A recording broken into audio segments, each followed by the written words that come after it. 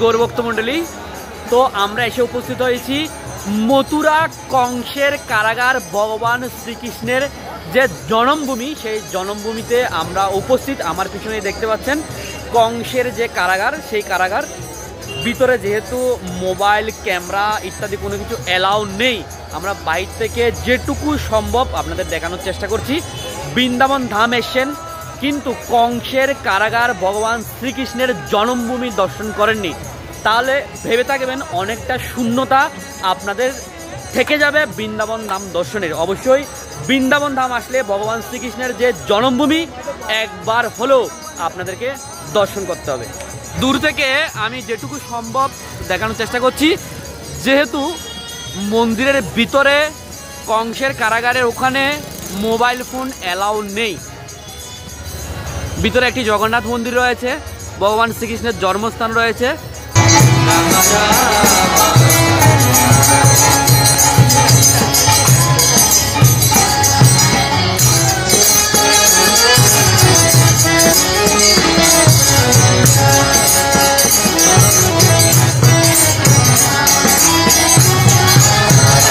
বৃন্দাবন ধাম এসেছেন কিন্তু ইস্কন গোশালা দর্শন করেননি, তাহলে মনে করবেন অনেকটা অপরিপূর্ণ রয়ে গেছে আপনার জীবনে। আপনি অবশ্যই শ্রী বৃন্দাবন ধাম আসলে ইস্কনের যে গোশালা রয়েছে সেই গোশালা দর্শন করবেন এবং গোমাতাদের কৃপা আশীর্বাদ লাভ করবেন। এই হচ্ছে শ্রী বৃন্দাবন ধামের ইস্কন গোশালা, যেখানে রয়েছে শয় শয় গোমাতা। এখানে বেশ কিছু উন্নত জাতের গোমাতা রয়েছে, যেই গোমাতাগুলো অধিক পরিমাণে দুগ্ধ দান করে থাকেন।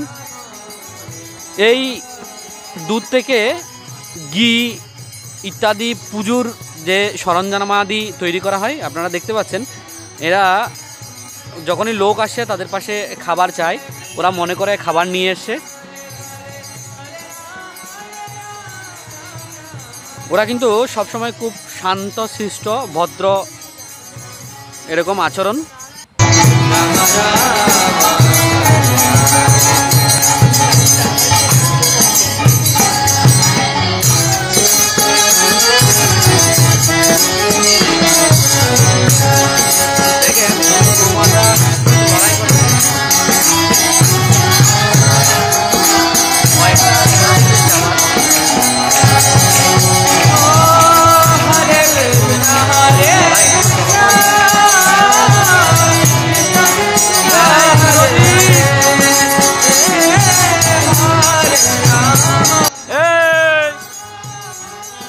নন্দিনী,